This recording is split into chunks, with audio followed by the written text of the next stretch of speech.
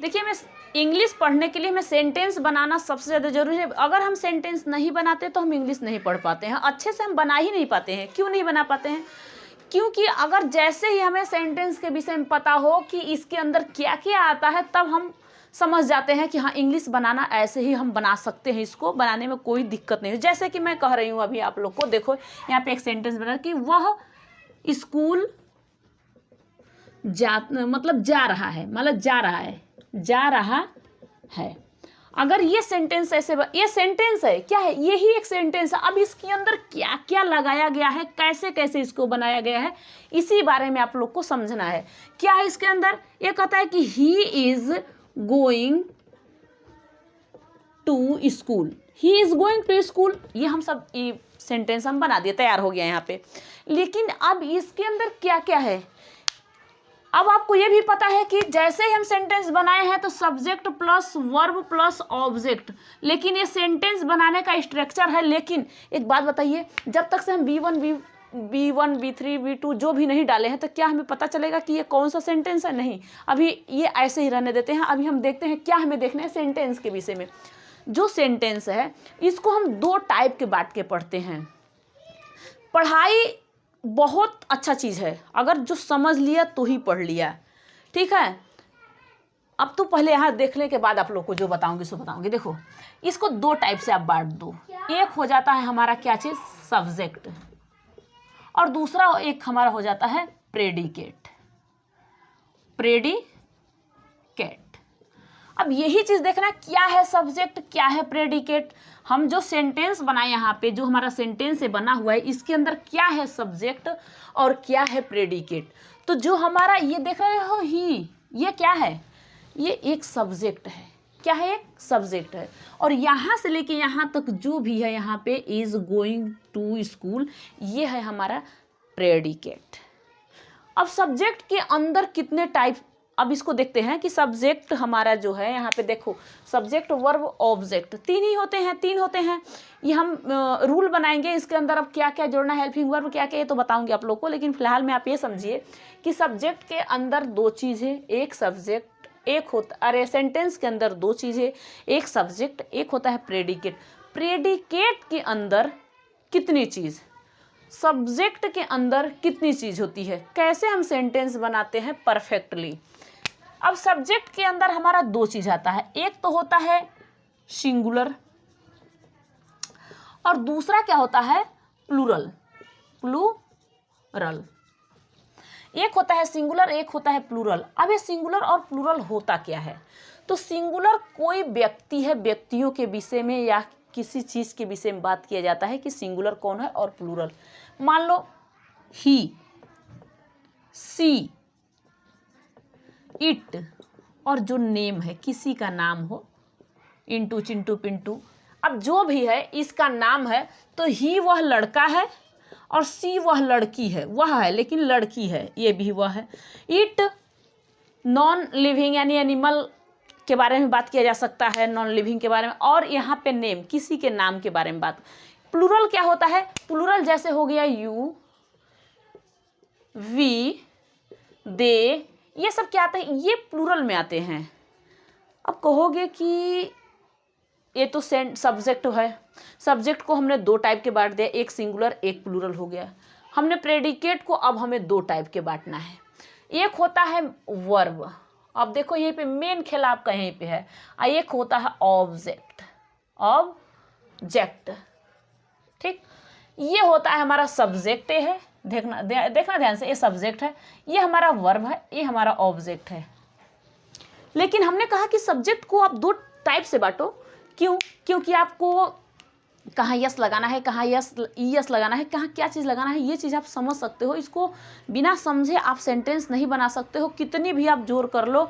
लोग कहते हैं स्पीक करो, इंग्लिश में स्पीक, इंग्लिश में बोलो, इंग्लिश स्पीकिंग मतलब आप स्पीक करो इंग्लिश में, सिर्फ इंग्लिश में स्पीक तो कर दिए। बहुत लोग पढ़ाते समय इतना ज़्यादा स्पीक करते हैं इंग्लिश में कि बच्चे समझ नहीं पाते हैं। उनको समझने के लिए इसके अंदर घुसो और तब समझाओ। कैसे? अब क्या होता है कि प्रेडिकेट दो टाइप के, एक तो हो गया वर्ब, एक हो गया ऑब्जेक्ट। इस वर्ब के अंदर अब दो टाइप के होते हैं वर्ब। एक होता है हेल्पिंग वर्ब, आप जानते हो क्या है, अभी यहाँ सेंटेंस जो बनाई हूँ उसी में आपको बता दूंगी। दूसरा होता है मेन वर्ब, ठीक। एक होता है मेन वर्ब, एक होता है हेल्पिंग वर्ब। ऑब्जेक्ट एक ही चीज़ है, इसको हम जो यहाँ पे स्कूल लिख दिए हैं, इसके बारे में टू स्कूल मैंने लिखा, ये हमारा ऑब्जेक्ट होता है। जिस काम के लिए हम करने जाते हैं, जहाँ जाते हैं और उस काम को करने जाते हैं, जो काम हम करते हैं, जैसे मैं बुक पढ़ती हूँ तो क्या पढ़ती हूँ, बुक पढ़ती हूँ, वो हमारा ऑब्जेक्ट होता है। यहाँ पे आप लोग आपने देखा कि सब्जेक्ट दो टाइप से बांट दिए गए, प्रेडिकेट दो टाइप से बांट दिए गए, वर्ब दो टाइप से बांट दिए गए, ऑब्जेक्ट वैसे ही जो है सो है। अब एक चीज़ बताओ, यहाँ पे जो सेंटेंस बना हुआ है यही तो सेंटेंस बना हुआ है, लेकिन इसमें हमें देखना है कि कहाँ पे सब्जेक्ट है, कहाँ पे हेल्पिंग वर्ब है, कहाँ पे मेन वर्ब है और कहाँ पे ऑब्जेक्ट है, यही तो हमें जानना है। हाँ, तो यहाँ पे ये क्या है, जो ही है ये हमारा सब्जेक्ट है, इस जो हमारा है हेल्पिंग वर्ब है, हेल्पिंग वर्ब है।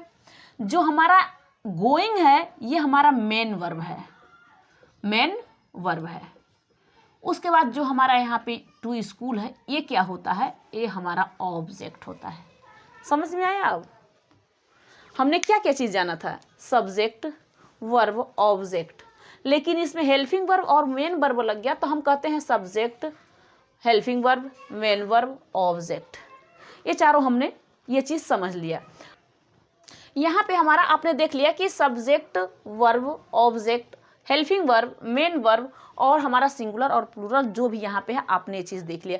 अब इसी में हमारा कैसे हम समझे कि ये कौन सा सेंटेंस का है। जैसे मैंने सब्जेक्ट लिखा, वर्ब का फर्स्ट फॉर्म है, सेकंड फॉर्म है, थर्ड फॉर्म है, कौन से हम सेंटेंस का माने कि कौन से सेंटेंस में इसको लगाया जाएगा, ये कहीं इसके अंदर कुछ नहीं है।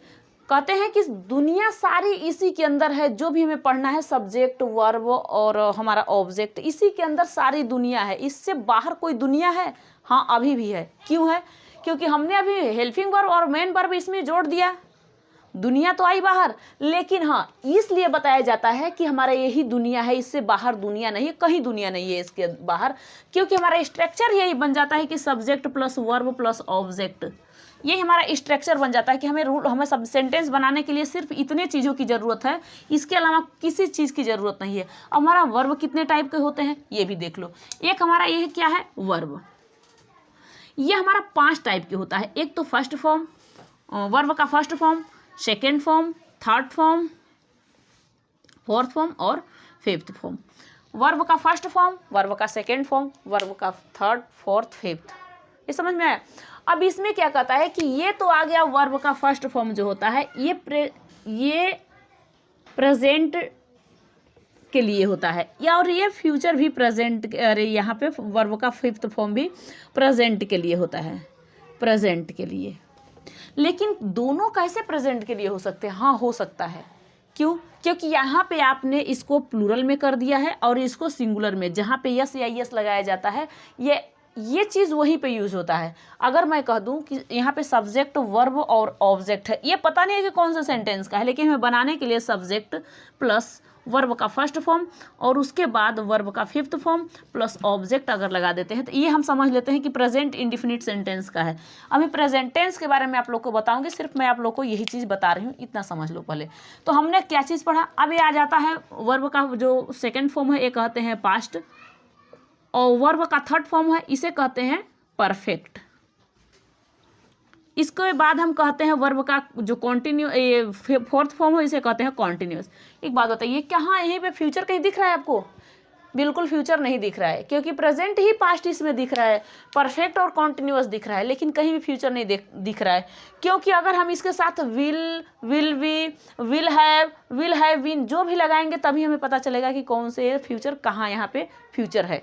ठीक, अब इसके बाद आप पर्सन के बारे में समझते हो। मैंने यहाँ पे बताया आपको सिंगुलर और प्लूरल। इसमें क्या होता है, पर्सन मीन्स क्या होता है, व्यक्ति, किसी व्यक्ति के बारे में बात करना। जैसे कि मैं किसी व्यक्ति के बारे में बात कर रही हूँ, जैसे कि मैं आई मीन्स होता है मैं फर्स्ट पर्सन हूँ। आप वीडियो देख रहे हो तो आप सेकंड पर्सन हो गए। Second person, third person, 3 person होते ही हैं।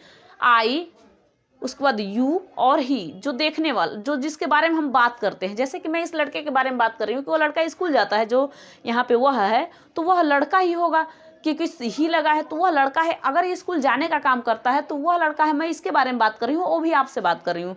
तो आई तो हो गया फर्स्ट पर्सन, पर्सन मीन्स होता है व्यक्ति। तो व्यक्तियों के बारे में पहले पर्सन के बारे में सुनो। पर्सन, ये पर्सन कौन है? एक तो होता है फर्स्ट पर्सन, एक होता है सेकेंड पर्सन और एक होता है थर्ड पर्सन। कौन सा? Third person. ये 3 पर्सन हो गए। फर्स्ट पर्सन में क्या क्या आता है? एक चीज़ आ जाता है आपका आई, जैसे मैं, वी जैसे हम, ये क्या हो गया? ये आपका आता है फर्स्ट पर्सन। सेकेंड पर्सन में क्या आता है? यू जैसे तुम, और ही, सी, इट, नेम जितने भी आते हैं ये क्या होते हैं? ये आपके थर्ड पर्सन आते हैं, लेकिन ये सिंगुलर होते हैं। जो नेम होते हैं ये सिंगुलर होते हैं। क्या चीज़?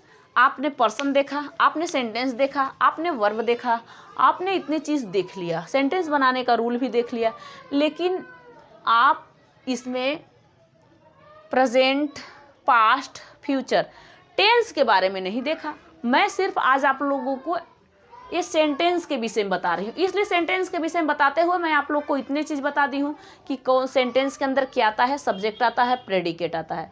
सब्जेक्ट के अंदर क्या क्या आता है? सिंगुलर आता है, प्लूरल आता है। प्रेडिकेट के अंदर वर्ब आता है, ऑब्जेक्ट आता है। वर्ब के अंदर हेल्पिंग वर्ब आता है, मेन वर्ब आता है। हमारा स्ट्रक्चर ये हो जाता है सब्जेक्ट प्लस वर्ब का, subject plus verb plus object. हमारा कोई सा अगर सेंटेंस बनाते हैं तो हमारा स्ट्रक्चर ऐसे ही होता है। अगर जैसे ही हम present indefinite, present past, present perfect जिसके बारे में बात करूँ, या प्रेजेंट परफेक्ट कंटिन्यूअस टेंस के बारे में, तो ये अलग से चीज़ वीडियो बनाऊंगी मैं। लेकिन ये चीज़ आप लोग समझ लो, सिर्फ सेंटेंस के विषय में अगर आप समझ लिए तब आपको समझ में आ गया। अब आपने वर्ब भी समझ लिया, अब फ्यूचर के बारे में भी बता दूंगी, लेकिन नेक्स्ट वीडियो में आप लोगों को। फिलहाल में ये तो आप समझ लिए, ठीक है। इसके बाद देखो, जैसे आपने देखा कि वह स्कूल जाता है, लेकिन अगर कहूँ कि अगर वह स्कूल जा रहा था, आपने ये देखा। अगर मैं कहूँ कि वह जाता है, सिर्फ जाता है, तो आपने देखा कि क्या है ये? सब प्रेजेंट इंडिफिनिट सेंटेंस का। हम प्रेजेंट के बारे में पढ़ाई नहीं, लेकिन फिर भी बता दे रहे हैं। प्रेजेंट सब्जेक्ट प्लस वर्ब का फर्स्ट फॉर्म, या फिर वर्ब का फिफ्थ फॉर्म, या प्लस में ऑब्जेक्ट आप लिख दिए। यहाँ पे यस या यस लगाया जाता है। हाँ, यहाँ पे आपको ये चीज़ समझना है कि जैसे ही सब्जेक्ट हमारा सिंगुलर है, सब्जेक्ट हमारा ही है, और ही क्या होता है? वह सिंगुलर है, एक व्यक्ति के बारे में बात किया जा रहा है। लेकिन यहीं पे कहता है कि मैं गो, यानी कि गो मीन्स होता है जाना, लेकिन मैं ये नहीं ले सकता। क्यों? क्योंकि हमें, अगर हम सिंगुलर हैं तो हमें वर्ब भी इसका सिंगुलर ही चाहिए। अगर हम सब्जेक्ट के साथ यस या यस लगाते हैं तब तो हमारा वो प्लूरल बन जाता है, लेकिन यही चीज़ हम अगर वर्ब के साथ यस या यस लगा देते हैं तो हमारा ये, जैसे कि हमारा वर्ब क्या है? देखो, हमारा ये वर्ब है, वर्ब, और वर्ब हमारा गो है, लेकिन इस वर्ब के साथ अगर हम यस या यस लगा देते हैं तब तो ये हो जाता है हमारा सिंगुलर। क्या हो गया? ये सिंगुलर हो गया। समझना इसको, सिंगुलर हो गया। लेकिन अगर हम इसी के साथ, सब्जेक्ट के साथ यस या यस लगा देते हैं तब तो ये प्लूरल हो जाता है। जैसे कि अगर कोई ज़्यादा व्यक्ति है, जैसे राम है, कोई राम है, ज़्यादा है, किसी राम के बारे में बात हो रहा है, वहाँ पे राम्स लगा सकते हो, कुछ भी लगा सकते हो, यस करके राम के भाई चाहे कुछ भी, तो वहाँ पे आप समझ लेना कि वो प्लूरल बन जाता है। उसके भाई हो, अलग से किसी चीज़ के बारे में बात किया हो, तो इसके साथ ये प्लूरल हो जाता है, तो वर्ब भी इसका प्लूरल ही ले सकता है। लेकिन इसके साथ ये प्लूरल नहीं लेगा। क्यों नहीं लेगा? क्योंकि अगर सब्जेक्ट सिंगुलर है तो वर्ब सिंगुलर ही लेगा, सब्जेक्ट प्लूरल है तो वर्ब प्लूरल ही लेगा। तो सब्जेक्ट, और आप लोग को सेंटेंस और सब्जेक्ट, प्रेडिकेट, सब्जेक्ट के अंदर जो भी आता है, इसके बाद आपको वर्ब के बारे में भी बता दी। आप यहाँ तक समझ लिए। नेक्स्ट वीडियो में आप लोगों को मैं बताऊँगी इसके विषय में, सेंटेंस के विषय में। Thank you. नेक्स्ट वीडियो में आप लोग को बता दूंगी।